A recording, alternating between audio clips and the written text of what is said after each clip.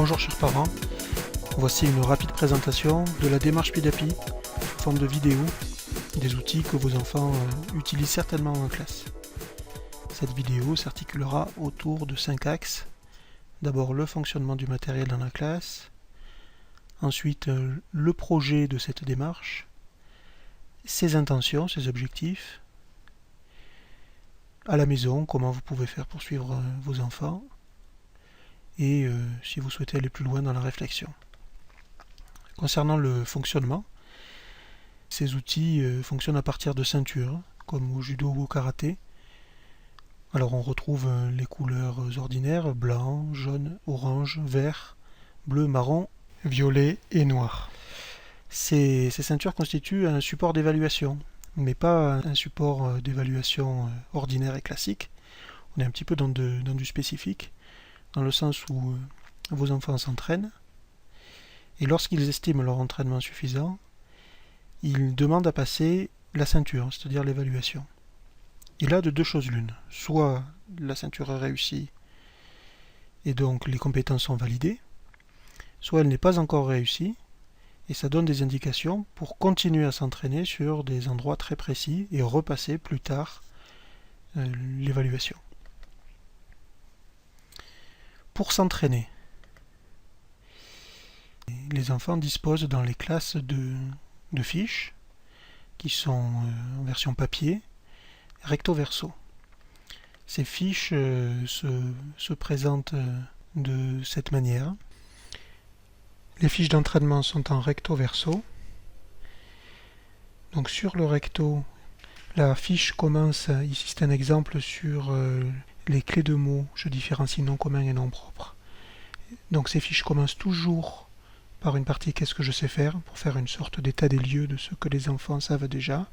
Cette partie qu'est-ce que je sais faire au verso, elle est autocorrective, ce qui permet ensuite d'aller dans la partie conseil, une sorte de leçon avec des extraits et des exemples significatifs, pour bien situer ce dont on a besoin de travailler. Une fois que le conseil est bien compris, soit seul, soit avec d'autres, on peut faire des entraînements. 1 étoile ou 2 étoiles, en fonction de ce qu'on a réussi ou raté dans le qu'est-ce que je sais faire. Et puis ces entraînements sont autocorrectifs, et lorsque cet enfant pense que son entraînement est bon, il va passer la clé. Et la clé, c'est un petit exercice avec 1 ou 2 consignes qui permet de lui renvoyer si c'est validé ou pas. Voilà, c'est corrigé par l'enseignant. Le suivi des apprentissages. Donc dans une classe où il y a entre 25 et 30 élèves, c'est important d'arriver à savoir où en sont chacun des élèves. Pour cela, on se sert de 2 outils dont vous avez certainement entendu parler, qui sont la boîte à outils et le livre d'évaluation. Dans la boîte à outils, donc, se trouvent toutes les grilles de ceinture. Alors cet élève a validé de ses années précédentes les ceintures jaunes et oranges en géométrie. Et donc lorsqu'il arrive dans cette classe, il passe la pré-ceinture vert clair, et du premier coup, il valide tous les items. Donc il devient vert clair, il commence ensuite la pré-ceinture vert foncé, et là il valide les items G14 et G15, et pas les items G16 et G17. Donc sur son travail personnel, il va s'entraîner, et donc ensuite il valide les 2 clés qui lui manquent, il passe les épreuves du folio 1 de la ceinture vert foncé, et là, lorsque l'enseignant corrige, il y a 3 items qui sont validés et il y en a un qui est raté. Donc il reprend son entraînement sur son travail personnel avec le plan de travail, et puis il repasse plus tard le folio 2, tout est validé, donc il devient vert foncé en géométrie, et il peut se lancer dans la pré-ceinture bleu clair de géométrie. Voilà, et ainsi de suite. Là, il réussit 2 items, ce qui veut dire qu'ensuite, dans son plan de travail, il va devoir indiquer les 2 qui manquent. Toutes ces évolutions sont notées dans le livret d'évaluation. Donc en début d'année, on reporte ce qui a été validé les années précédentes ou ce qui a été obtenu par le fruit des pré-ceintures. Donc par exemple, c'est cet état-là. Et ensuite, en fin de période 1, chaque enfant reporte les couleurs qu'il a ou qu'il a obtenues en plus. Là, par exemple, sur la ceinture de mots, passer de la couleur orange à la couleur verte. Et puis au fur et à mesure de l'année, on voit progressivement les évolutions et les progrès des enfants. Pour s'entraîner, les enfants ont plusieurs pistes possibles dans la classe. Ils peuvent décider de travailler seuls sur fiche, de travailler avec des camarades sur la même compétence, de demander de l'aide à un camarade qui a déjà réussi cette compétence-là et qui a le statut de tuteur, ou directement de venir voir l'enseignant pour travailler en situation d'entretien individuel. Et bien évidemment, il y a des leçons collectives qui sont l'occasion d'apprendre un certain nombre d'éléments.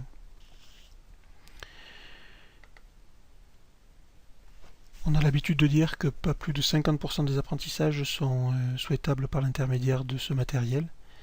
Et donc c'est la raison pour laquelle en français, en mathématiques et dans les autres domaines, l'enseignant de votre enfant propose d'autres situations de travail.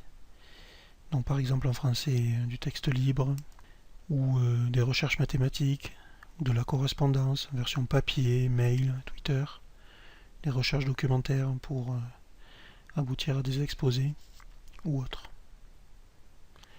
Voilà, il s'agit d'outils et pas d'une méthode, c'est-à-dire que chaque enseignant décide d'utiliser ce matériel comme il l'entend. Deuxième partie sur le projet. Donc le projet est issu d'un collectif d'auteurs qui sont exclusivement des enseignants de cycle 3 d'école primaire qui se réunissent régulièrement pour faire évoluer les outils. Les utilisateurs sont des classes de CE1, fin CE1, CE2, ensuite cycle 3, CM1, CM2 et 6e, peut-être éventuellement 5e, et puis classe de SECPA. Il y en a environ à ce jour entre 5 et 600 en France. Et ce projet évolue depuis 1998. Il en est à sa 7e version et il va continuer à évoluer dans les années qui viennent. Les intentions qui sont poursuivies par ce projet sont multiples. La première, c'est de tenir compte de cette dimension d'hétérogénéité dans les classes. Le fait que les enfants n'aient pas le même rythme de travail, les mêmes façons d'apprendre, ne maîtrisent pas les mêmes compétences. Donc par l'intermédiaire de cette démarche, on a la possibilité de permettre aux élèves les plus à l'aise d'aller le plus loin possible et en même temps d'accompagner ceux qui rencontreraient des difficultés spécifiques. Le but également, c'est de ne pas créer de concurrence entre les enfants. Et c'est une des raisons qui fait qu'on développe cette notion de coopération qui, dans la classe, se traduit par 4 déclinaisons.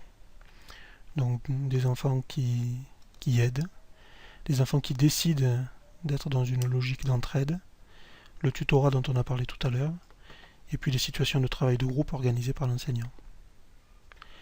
La troisième intention, c'est de responsabiliser les élèves, de telle manière que quand ils rentrent dans la classe, ils ne se contentent pas d'attendre ce que l'enseignant va leur demander d'exécuter, mais qu'ils sachent directement ce qu'ils ont à faire. Et puis, c'est pas une intention, c'est plus une précision, que ces outils sont bien évidemment conformes au programme de l'école. De votre côté, qu'est-ce que vous pouvez faire pour suivre votre enfant à la maison ? De manière très large, ça serait discuter, encourager. L'idée qui se cache derrière ces outils, c'est qu'on est dans une logique positive de reconnaissance de ce qui se fait de bien.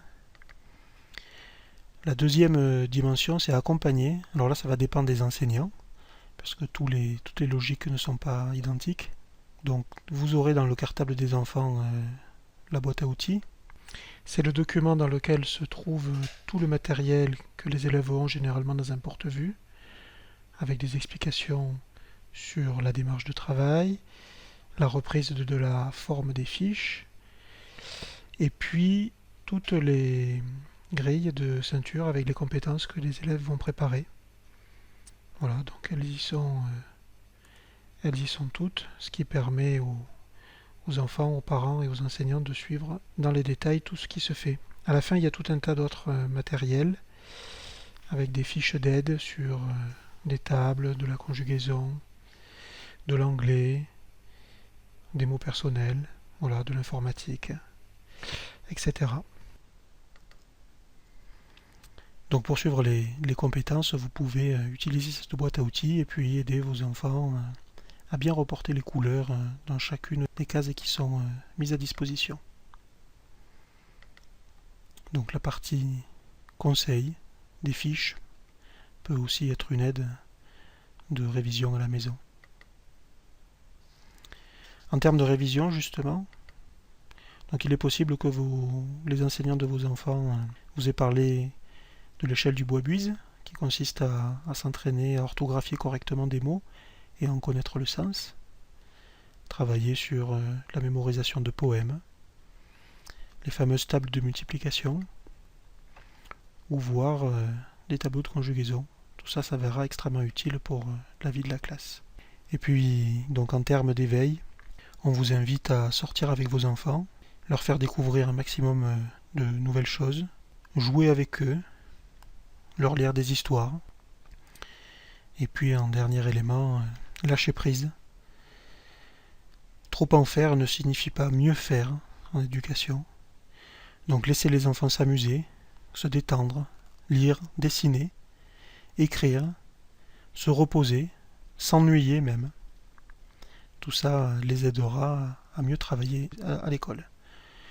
Donc pour aller un petit peu plus loin dans la découverte de ces formes pédagogiques, donc on a mis à disposition un site, dont voici l'adresse. Vous avez également à disposition un certain nombre d'ouvrages pédagogiques qui sont essentiellement pour des enseignants. Donc des ouvrages sur la coopération, sur l'apprentissage, et puis un certain nombre de revues. Donc là on vous en propose quelques-unes. Donc les cahiers pédagogiques, le numéro 505 justement se centre sur ces formes de travail à l'école. Le Nouvel Éducateur qui est la revue du mouvement Freinet, et puis une revue parmi d'autres pour la parentalité positive. Voilà, cette présentation se termine. N'hésitez pas à solliciter l'enseignant de la classe de votre enfant pour qu'il vous explique plus dans les détails les points sur lesquels vous conserveriez encore quelques interrogations.